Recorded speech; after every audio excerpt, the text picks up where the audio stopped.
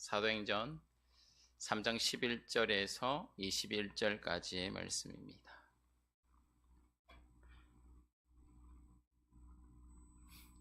다 찾으셨으면 교독하시겠습니다. 나은 사람이 베드로와 요한을 붙잡으니 모든 사람이 크게 놀라며 달려나아가 솔로몬의 행각이라 불리는 행각에 모이거늘 베드로가 이것을 보고 백성에게 말하되 이스라엘 사람들아 이 일을 왜 놀랍게 여기느냐 우리 개인의 권능과 경건으로 이 사람을 걷게 한 것처럼 왜 우리를 주목하느냐 아브라함과 이삭과 야곱의 하나님 곧 우리 조상의 하나님이 그의 종 예수를 영화롭게 하셨느니라 너희가 그를 넘겨주고 빌라도에게 놓아주기로 결의한 것을 너희가 그 앞에서 거부하였으니 너희가 거룩하고 의로운 일을 거부하고도 도리어 살인한 사람을 놓아주기를 구하여 생명의 주를 죽였도다. 그러나 하나님이 죽은 자 가운데서 그를 살리셨으니 우리가 이 일의 증인이라. 그 일을 믿음으로 그 이름이 너희가 보고 아는 이 사람을 성하게 하였나니 예수로 말미암아 난 믿음이 너희 모든 사람 앞에서 이같이 완전히 낫게 하였느니라. 형제들아 너희가 알지 못하여서 그리하였으며 너희 관리들도 그리한 줄 아노라. 그러나 하나님이 모든 선지자의 입을 통하여 자기의 그리스도께서 고난받으실 일을 미리 알게 하신 것을 이와 같이 이루셨느니라. 그러므로 너희가 회개하고 돌이켜 죄 없이 함을 받으라. 이같이 하면 새롭게 되는 날이 주 앞에서 이를 것이요 또 주께서 너희를 위하여 예정하신 그리스도 곧 예수를 보내시리니 하나님이 영원 전부터 거룩한 선지자의 입을 통하여 말씀하신 바 만물을 회복하실 때까지는 하늘이 마땅히 그를 받아두리라. 아멘. 오늘의 말씀의 제목은 왜 놀랐느냐라는 제목으로 말씀을 전하겠습니다. 오늘의 말씀은 우리가 많이 잘 알고 계십니다. 은과 금은 내게 없거니와 내게 있는 것으로 내게 주노니 주 예수 그리스도의 이름으로 일어나 걸으라는 그 사건으로 우리는 너무 잘 알고 있습니다. 그렇기 때문에 병자들을 위하여서 기도할 때 이 말씀을 가장 많이 인용하고 또 이것을 가지고 또 이 본문을 가지고 많이 설교하고 있습니다. 저는 오늘 1절에서 10절에 있는 그 본문의 내용이 있게 되는 그 배경점에 대해서 오늘은 함께 말씀을 나누고자 합니다. 그러니까 이 병자가 낳은 사건에 대하여서 일하기보다 이 병자가 낫게 된 사건을 통하여서 주께서 우리에게 하시고자 하시는 말씀이 무엇인지를 살펴보는 데 더 역점을 두려고 합니다. 성전에 온 사람들이, 그러니까 성전에 올라가서 주께 예배하는 사람들의 눈을 의심하게 하는 놀라운 사건이 일어났습니다. 성전 미문 앞에서 구걸하는 한 사람이 있었습니다. 이 사람은 태어나서부터 걷지 못하는 장애인입니다. 그는 구걸하고 살았습니다. 그를 아는 모든 사람들이 그가 적어도 밥벌이라도 할 수 있도록 성전 미문 앞에 데려다 놓았고 그는 몇십 년, 곧 태어났을 때부터 아마도 성인이 되었고 적어도 30살에서 40살이 되는 그 시간까지 그는 그 성전 미문 앞에서 구걸하는 삶을 살았습니다. 그렇기 때문에 성전을 드나드는 사람들에게 이 장애인은 유명한 사람이겠죠. 알고 있는 사람입니다. 여기서 한 가지 의문이 들죠. 예수님이 성전에 몇 번씩 왔다 갔다 했는데 왜 이 사람 안 고쳐주셨냐고 묻는 사람이 있습니다. 거기에 대해서는 제가 노 코멘트 하겠습니다. 주님이 뜻이 있으셔서 아마 모른 척하고 가신 게 아니라 아마 성전 미문이 아닌 다른 문으로만 다니시고 나중에 베드로와 요한을 통해서 고치시려고 아마 남겨주지 않으셨을까라고 저 개인적인 생각입니다. 어쨌든 주님이 아셨음에도 그냥 주님이 그냥 모른 척 하셨습니다. 저는 그냥 그렇게까지만 생각하시고 넘어가시면 될 것 같습니다. 어쨌든 간에 예수님께서 십자가에 못 박히고 나서 불과 한 60일 정도 시간밖에 안 되는 짧은 시간입니다. 그렇기 때문에 사람들이 이 구걸하는 사람, 이 병자가 어떤 형편과 삶에 처했는지 너무 잘 알고 있습니다. 그런데 어떻게 됐는지 이 사람이 멀쩡한 모습으로 서 있습니다. 너무나 불경하고 성전 앞에 있기에 너무나 불쌍한 사람인 이 사람이 건강하게 회복된 모습으로 서 있고 멀쩡하게 어린아이와 같이 신나게 뛰어다니고 걷고 있는 모습을 보았습니다. 이 놀라운 광경에 사람들은 이해할 수 없었고 의아해하고 있었습니다. 근데 잠시 후에 이 사람이 베드로와 요한을 붙잡고 연신 고맙다고, 연신 고쳐져서 고맙다고 감사를 표하고 있는 모습을 보았습니다. 이 모습을 목격한 유대인들이 갑자기 베드로와 요한이 있는 그곳으로 눈이 집중되었고, 또한 그 사람들이 이 일에 대한 진위를 알기 위하여서 베드로와 요한이 서 있는 솔로몬의 행각으로 삼삼오오 모여들기 시작했습니다. 3장 10절에서 11절의 말씀입니다. 그가 본래 성전 미문에 앉아 구걸하던 사람인 줄 알고 그에게 일어난 일로 인하여 심히 놀랍게 여기며 놀라니라. 놀랐는데 어느 정도 놀랐다고요? 놀랐는데 또 놀랐다는 거죠. 그러니까 엄청나게 충격을 받았다는 거죠. 그러니까 생각해 보십시오. 수십 년 동안 두 다리를 못 썰고 그 앞에서 구걸하는 불쌍하고 정말 불결한 사람인데 그 사람이 말짱하게 나와 있다는 거죠. 그러니까 자신들의 사고를 이해할 수 없는 충격으로 와서 단 거죠. 그래서 사람들이 이 사건의 진위를 알기 위하여서 베드로와 요한 앞에 달려간 거죠. 그리고 그들에게 가서 뭐라고 하겠습니까? 따져 묻겠죠. 어떻게 해서 일이 일어났습니까? 당신들이 행한 이 일이 당신들이 어떻게 행했기 때문에 이런 일이 발생했습니까? 라고 묻는 거죠. 거기에 대해서 베드로가 아무렇지 않게 담담하게 이야기합니다. 12절의 말씀입니다. 12절입니다. 베드로가 이것을 보고 백성에게 말하되 이스라엘 사람들아 이 일을 왜 놀랍게 여기느냐? 놀랄 일이 아니다. 뒤에는 안 읽습니다. 왜 놀랍게 여기느냐? 놀랄 일이 아니다. 이걸 왜 놀라웠느냐? 이것 때문에 왜 충격을 받고 있냐라고 너무나 담담하게 이야기하고 있다는 사실입니다. 사람이 놀라는 이유는 무엇입니까? 사람의 힘으로는 할 수 없는 행동입니다. 오늘날의 과학으로도 못합니다. 그래서 오늘날 뭐합니까? 과학의 힘, 의학의 힘으로 안 되기 때문에 과학의 힘을 빌려서 로봇 팔, 로봇 다리를 통해 구조물을 만들고 인체에 맞춰서 짠 이후에 거기에 사람을 앉히죠. 그러면 그 로봇의 힘에 의해서 사람들이 천천히 움직이는 게 이제 개발되어 가고 있는 단계입니다. 완성 단계도 아니죠. 이제 개발되고 있는 겁니다. 그러니까 지금도 해결하지 못한 이 의학의 힘을 예수님이 있던 2000년 전에 평생을 걷지 못한 사람이 온전하게 나와서 그들 앞에 서 있는 사실, 그리고 이 병자를 고친 사람이 베드로와 요한이라는 사실 때문에 그들은 궁금증이 폭발한 거죠. 어떻게 했기 때문에 고쳤을까? 그리고 그 고친 일들에 대하여서 그들이 이렇게 이야기한 거죠. 12절 후반절의 말씀입니다. 우리가 개인의 권능과 경건으로 이 사람을 걷게 한 것처럼 왜 우리를 주목하느냐? 우리 개인의 권능, 그건 무엇입니까? 과거로 말하면 이스라엘 백성들 가운데 있었던 선지자들이 행했던 그 놀라운 역사들, 곧 하나님께서 주신 그 권능과 그 역사로 우리가 일을 했느냐? 아니면 우리 가운데 있는 신비로운 능력이 있어서 우리가 이 일을 행했다고 생각하냐? 아니면 우리가 하나님 앞에서 경건하게 사는 그 결과 하나님께서 이런 역사가 일어나도록 하셨느냐라고 우리에게 말하고 있지 않느냐? 그런데 그것이 아니라고 분명하게 이야기하고 있습니다. 베드로는 사람들에게 우리가 경건한 사람이기 때문도 아니요, 우리에게 큰 능력이 있어서도 아니라고 말을 합니다. 이를 통하여서 자신들에게 집중되는 이목, 그러니까 사람들이 지금 누구에게 집중하고 있는 거죠? 병자가 고침받았는데 이 병자가 고친 사람인 우리에게 집중하고 있다는 거죠. 이 우리에게 집중하고 있는 이 시선에 대하여서 베드로가 그 주목하는 그 눈길을 거둘 것을 이야기하고 있습니다. 이 모든 역사는 자신들로 일어난 역사가 아닌 주 예수 그리스도로 인하여서 일어난 역사임을 이제 증언하기 시작합니다. 그렇게 베드로는 놀라고 있는 그 사람들 앞에 큰 소리로 외쳐 말합니다. 13절에서 15절의 말씀입니다. 교독하시겠습니다.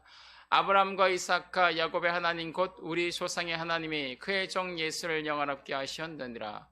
너희가 그를 넘겨주고 빌라도가 놓아주기로 결의한 것을 너희가 그 앞에서 거부하였으니 너희가 거룩하고 의로운 일을 거부하고도 도리어 살인한 사람을 놓아주기를 구하여 생명의 주를 죽였도다. 그러나 하나님이 죽은 자 가운데서 그를 살리셨으니 우리가 이 일의 증인이라.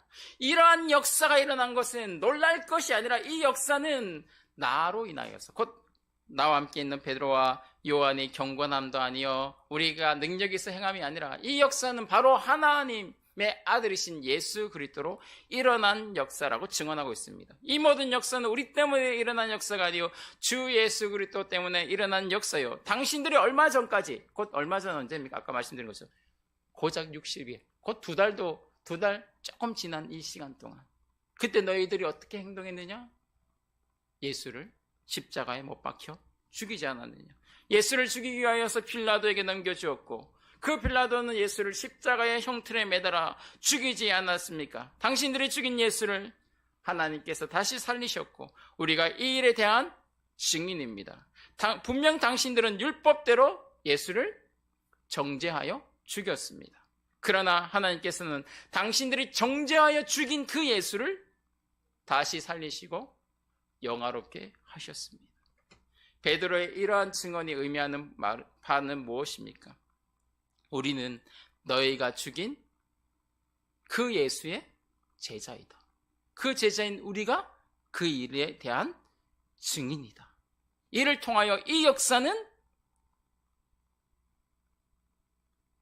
우리로 일어난 역사가 아닌 주 예수 그리스도로 인하여서 일어난 역사임을 증언하고 있다는 거죠. 그러니까 이 일에 대해서 우리의 경건도 아니고 우리의 능력이 아닌 예수 그리스도께서 이 역사가 일어나게 하셨다고 이야기하고 있는 거죠. 베드로가 앞에서 제가 언급하지 않았지만 베드로가 병자를 고칠 때 그냥 일어나러 가지 않았잖아요. 자기 자신의 이름을 말하면서 고치지 않았잖아요.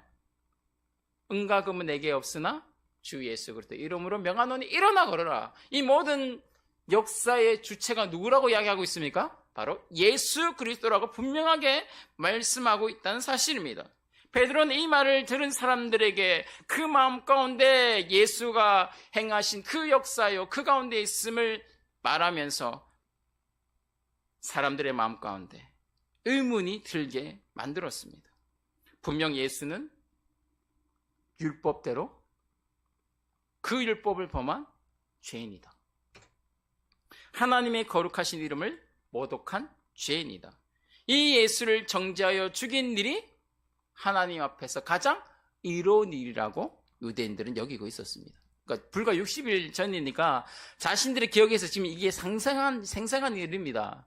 분노하면서 예수를 십자가에 못 박았기 때문에, 그리고 빌라도의 복정에서 그들이 바라바를 살려달라고 소리치고 있었기 때문에 이들에게 이게 먼 일이 아닙니다. 불과 우리 2달 전 일 생생하게 기억 잘 나시잖아요. 그렇죠?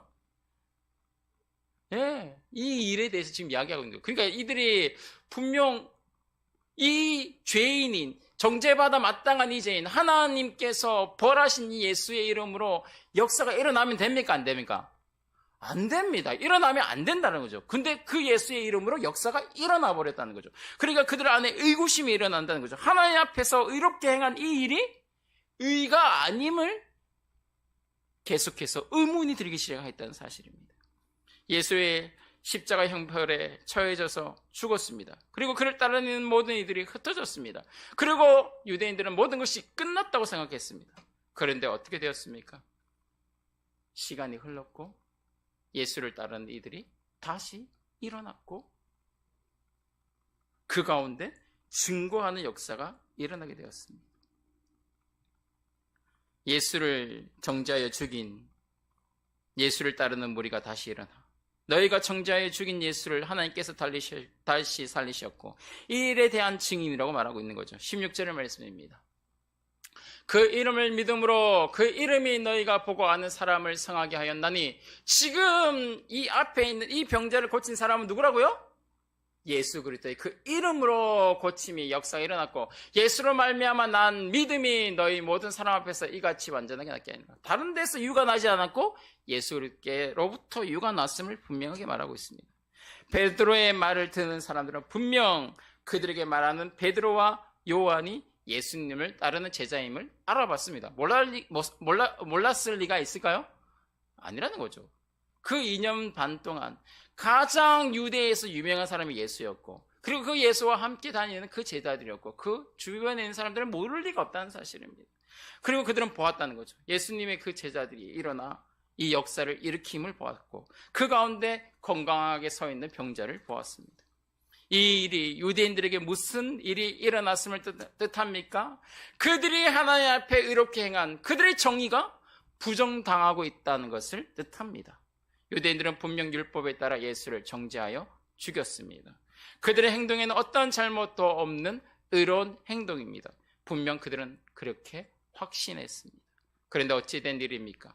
예수를 따르는 제자가 일어나 성전 미문에서 구걸하는 병자를 고쳤고 그 병자는 건강한 모습으로 자신들 앞에 서 있습니다.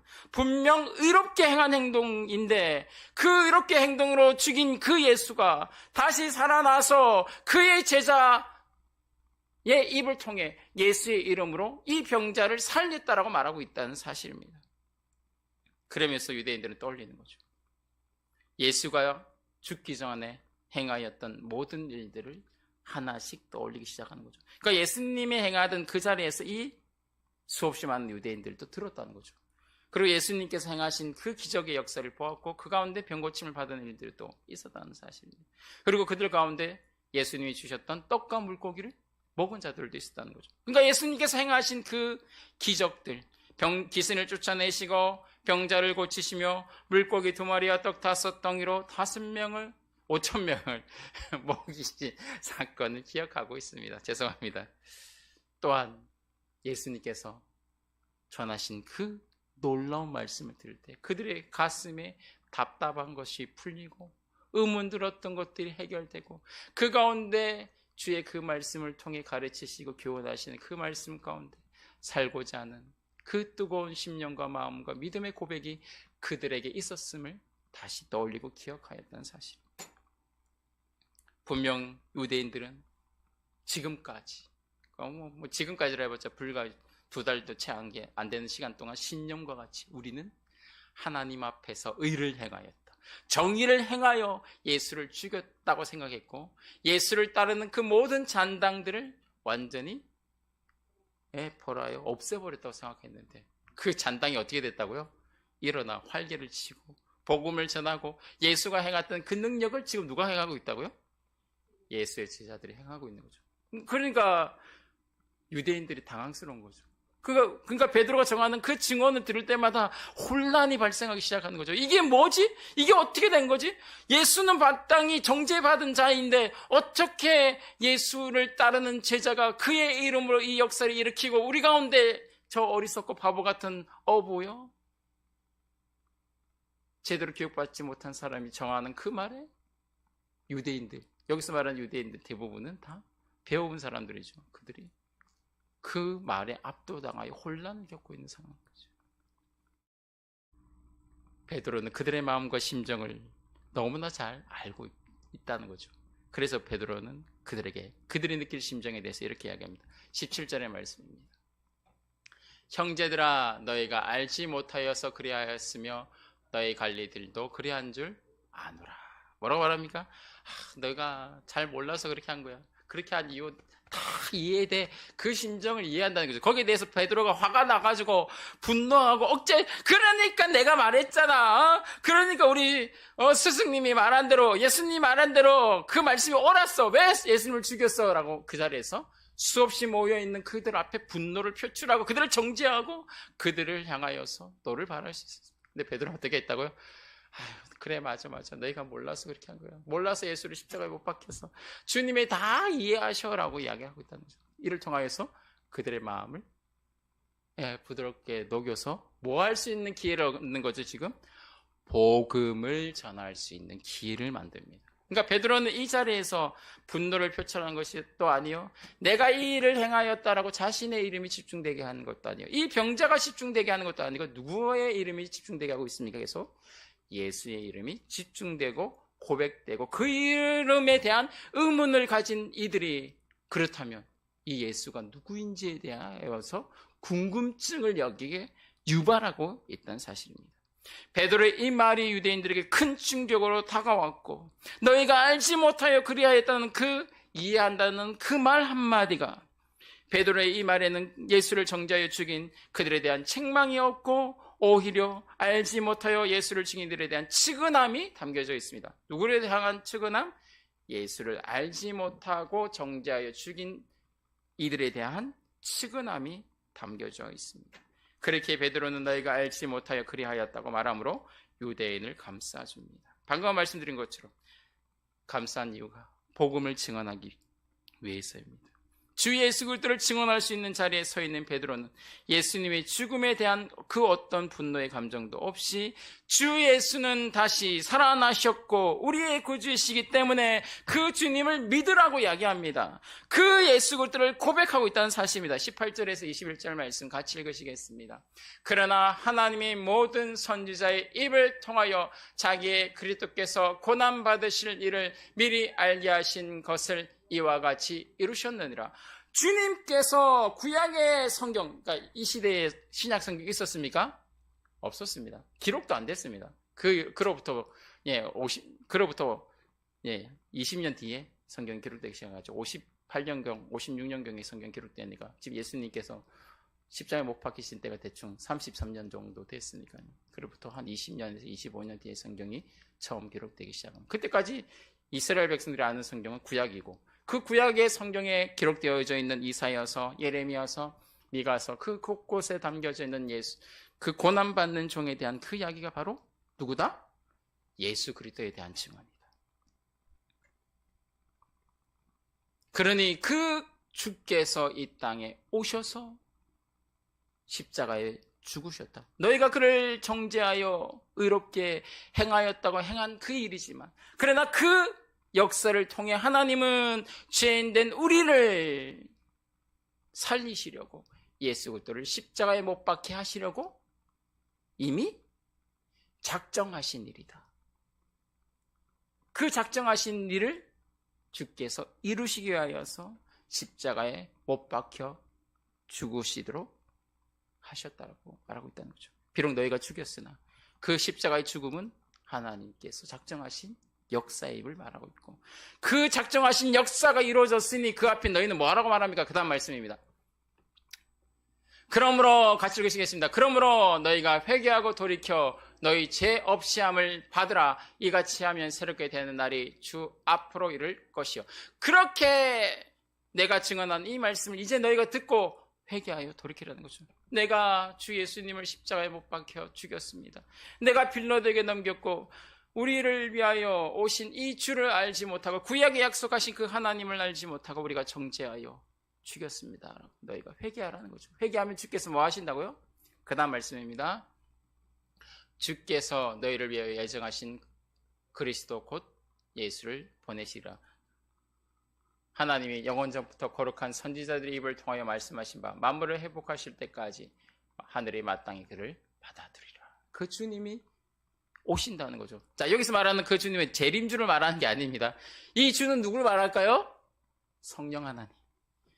주 예수 그리스도를 인격적으로 고백하는 자에게 예수 그리스도를 믿을 때 누가 찾아오십니까? 우리 안에 성령 하나님이 찾아오신다는 거죠. 그 성령 하나님이 찾아오셔서 우리 가운데 회개가 일어나게 하시고 우리 가운데 깨닫어 알지 못하는 주의 그 말씀을 깨달아 알게 하시고 우리의 심령과 우리의 삶을 변화시켜서 하나님께로 그 삶을 새롭게 살게 하시는 변화의 역사가 이르게 하실 이 곧 그 성령 하나님 우리 가운데 찾아오셔서 예수 그리스도가 주이심을 인정하고 믿게 하시는 놀라운 은혜의 역사가 일어나게 하실 것을 베드로는 우리에게 증언하고 있습니다. 베드로가 증거한 예수님은 성경대로 오실 하나님이시요 고난당하실 종임을 증거하였습니다. 그 역사 이후에 유대인들은 회개하여 돌이키고 주 예수님을 주로 인정하고 믿게 되었으며 주께 돌아오는 큰 역사가 일어나게 됩니다. 그러면서 마침내 예루살렘 교회가 엄청난 부흥의 역사를 경험하게 됩니다. 그렇게 되면서 사도들이 더 이상 이 직임을 감당할 수 없어서 사도들을 세우고 오직 말씀을 전하는 일에 전념하게 되는 거죠. 그러면서 또 어떤 역사들이 일어납니까? 저번에 나왔던 아나니아 사피라의 사건도 같이 일어나겠죠. 너무나 많은 사람들이 교회에 들어오다 보니까 이게 신앙이 제대로 교육과 양육이 되지 못하니까 거기에 문제들이 발생한 것이죠. 이 사건을 통하여서 주님께서 우리에게 무엇을 말씀하시고 하십니까? 우리의 입술로 그리고 우리의 마음의 중심에 그리고 우리의 삶을 통해 고백되실 이는 예수 그리스도입니다. 우리를 구원하신 자가 예수 그리스도시요 그의 영광의 이름이 나타나야 합니다. 우리는 우리의 삶을 통해서 지금도 하나님은 은혜를 베풀고 계십니다. 그 은혜가 우리가 눈으로 뼈저리게 고백할 수 있는 것도 있지만 우리가 모르게 스쳐 지나가는 수없이 많은 하나님의 풍성한 은혜가 우리 가운데 있습니다. 근데 우리가 이게 베풀어진 그 은혜에 우리는 얼마나 감사하고 주의 이름의 영광을 고백하고 있습니까? 그 자리에서 내가 이렇게 충성봉사했더니, 내가 이렇게 주님의 영광을 위해서 살았더니 주님께서 내게 이렇게 은혜 주셨어 라고 고백하고 있지 않습니까? 근데 사실 내가 그렇게 충성봉사해서 예수 믿었습니까? 아니라는 거죠. 우리에게 지금 허락되어진 이 영광보다 더 큰 게, 가장 큰 선물은 뭡니까? 예수 그리스도를 믿은 것입니다. 거기에 비해서 지금 우리에게 주신 그 축복들은 정말 작은 것에 불과하다는 거죠. 내가 예수 그리스도를 믿을 때 내가 주님 앞에서 착하고 선하게 살아서 구원받았습니까? 아닙니다. 너는 딱 보니까 예수 믿으면 착하게 잘 살 것 같으니까 구원하셨습니까? 아닙니다. 너는 어떻게 이렇게 아름답고 멋지게 생겼니? 그래, 내가 예수님 믿으면 너의 아름다운 외모와 너의 그 멋진 모습을 보고 다른 사람들이 너를 따라서 교회 따라와서 예수 믿을 거야 라고 믿게 하신 것도 아니라는 거죠. 너가 예수 믿으면 복음 전하면 유익이 되니까 내가 너를 구원하겠다, 이게 아니라는 거죠. 그렇게 유익받았으면 저 구원 못 받았습니다. 키도 작죠, 얼굴 잘생긴 것도 아니죠, 돈이 많은 것도 아니죠, 뭐 자랑할 것도 없는데 우리 예수 믿어서 구원받을 사람이 너무 정말 소수에 불과할 거라는 거죠.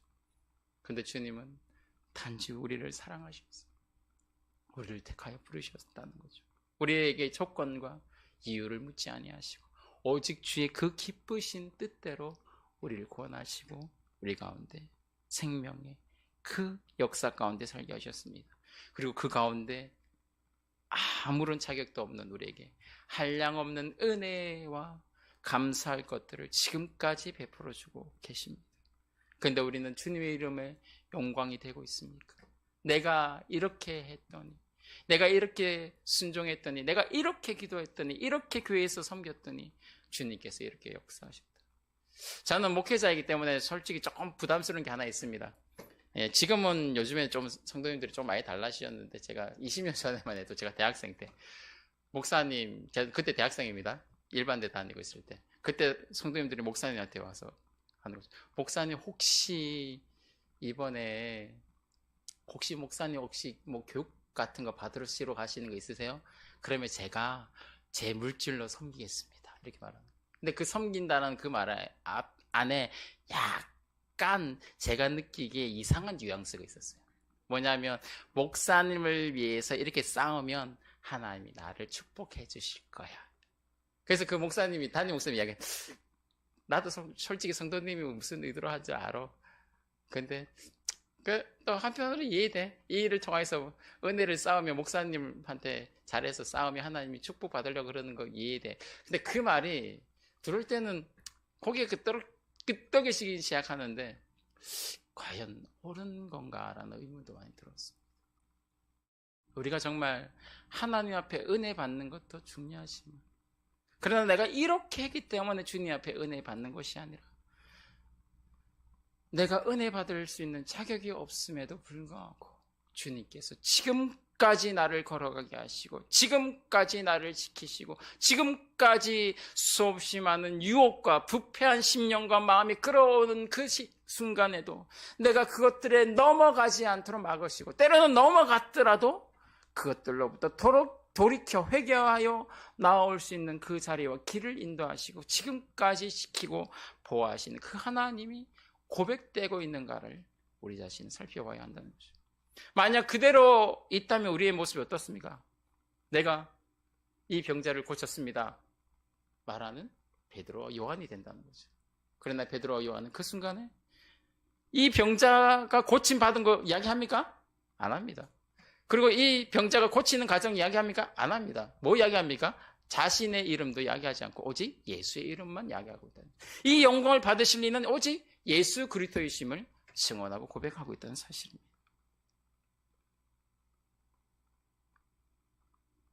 오늘 우리는 현재 고린도 전서를 큐티로 묵상하고 있습니다. 이제 요번 주 금요일이면 고린도 전서가 이제 끝납니다. 그리고 다음 날부터 이제 요나서로 넘어가는데요. 고린도 교회의 모습이 오늘날 우리 교회랑 너무 똑같습니다. 너무나 혼란스럽고 복잡하고 거기에 주인이 너무나 많습니다. 그들에게 누구에게 사사받은 것에 대해서 자랑거리도 많죠. 게바, 베드로, 야고보, 많은 사람들이 이야기하는 거죠. 그 이름을 통해서 내 권리를 주장하고 내가 거기에서 받은 하나님의 은사와 그 직분을 자랑한다는 거죠. 받지 못한 사람들을 무시하기도 하고, 당신은 믿음이 이것밖에 안 되니까 그렇게밖에 주님이 안 주셨습니다 라고 말하고 있다는 거죠. 이러한 모습을 멀리서 지켜보는 바울 사도의 심정은 답답했을 겁니다. 그렇기 때문에 편지를 써서 그들에게 말하고 있는 거죠. 그들을 책망하고 그들을 교훈하여서 그 가운데 나의 의로움을 주장하고 나의 영광을 주장할 것이 아니라 누구의 이름을 주장하라고요? 예수 그리스도의 이름을 고백하고 그 이름이 나타나게 하라고 말하고 있다는 사실입니다. 우리의 삶 가운데 고백될 이름은 예수 그리스도입니다. 그리고 그 이름이 우리 가운데 고백되어져야 합니다. 우리로 인하여서 사람들이 놀랄 것이 아니라 예수 그리스도의 그 크고 놀라우신 이름으로 인하여서 사람들이 놀라고 고백되어지도록 해야 한다는 사실입니다. 베드로전서 1장 4절에서 6절의 말씀입니다. 같이 읽으시겠습니다. 곧 창세전에 그리스도 안에서 우리를 택하사 우리로 사랑 안에서 그 앞에 거룩하고 흠이 없게 하시려고 그 기쁘신 뜻대로 우리를 예정하사 예수 그리스도로 말미암아 자기의 아들들이 되게 하셨으니 이는 그가 사랑하신 자 안에서 우리에게 거저 주시는 바 그의 은혜의 영광을 찬송하게 하려 하는 것이라. 뭘 위해서 주셨다고요? 제일 마지막 다시 보여주실래요? 뭘 위해서? 그의 은혜의 영광을 찬송하게 하려고. 앞에 이렇게 쭉 장하게 이 역사를 일으키신 이유가 뭐라고? 그의 은혜의 영광. 그러니까 주를 영화롭게 하고 주의 영광을 위하여 주셨다는 거죠. 나의 이름이 드러나고 주의 교회 안에서 나의 모든 것이 증거되라고 주신 것이 아니라 누구의 증인으로 살라고? 예수 그리스도의 증인으로 살라는 거죠. 용가비의 증인으로 살라는 게 아니라 옆에 있는 집사님 권사님들이 행하신 일들을 목도하면서 아름다운 일을 하셨습니다라는 말하는 증인이 아니라 누구의 증인? 예수 그리스도의 증인이 되라고 하셨습니다. 말씀을 마치겠습니다. 주님은 우리에게 그리스도의 증인이 되라고 말씀하셨습니다. 나의 이름이 고백되어지고 다른 사람의 이름이 우리 교회 안에서 알아야지지 않아야겠습니다. 그것은 쉽지 않습니다. 왜냐하면 우리는 연약한 지체들이고 우리는 완성된 존재가 아닙니다. 우리는 지금도 교육과 양육을 통하여서 예수 그리스도를 닮아가고 있습니다. 그러나 그 가운데 우리는 조금씩 배워가고 알아가고 있습니다. 배워가고 알아가고 있는 바를 그냥 배우고 알므로 끝내지 말고 그 배우고 알게 된 예수 그리스도 우리 주님의 그 크고 놀라우신 이름이 계속해서 우리의 입술을 통해 우리의 삶을 통해 우리의 교회를 통해 우리의 삶의 그 모든 자리에서 고백되고 증거됨을 통해 그의 놀라우신 이름이 증언되게 하는 일에 앞장서는 우리가 되길 소망합니다. 기도하시겠습니다. 살아계시고 역사하시는 주님 감사를 드립니다. 우리를 부르신 그 이유는 주의 영광을 위해서입니다. 우리의 이름이 우리의 자리가 고백되지 않게 하시고 혹시나 우리가 우리 자신의 이름을 드높이고 나타내는 그러한 모습이 있었습니까? 우리가 그 어리석음을 깨닫게 하시고 겸손히 주의 발 앞에 무릎 꿇고 주의 그 이름만 찬송하며 영광 돌려드리며 그 이름을 힘입어 주의 권능과 그 역사하심에 서서 증거하고 고백하며 일하며 섬기며 기뻐하며 노래하며 찬송하며 주의 그 놀라우신 역사 안에서 주의 직분과 그 일들을 행하는 주의 보배로운 주의 백성 되게 하여 주옵소서. 감사하고 예수님의 이름으로 기도드립니다.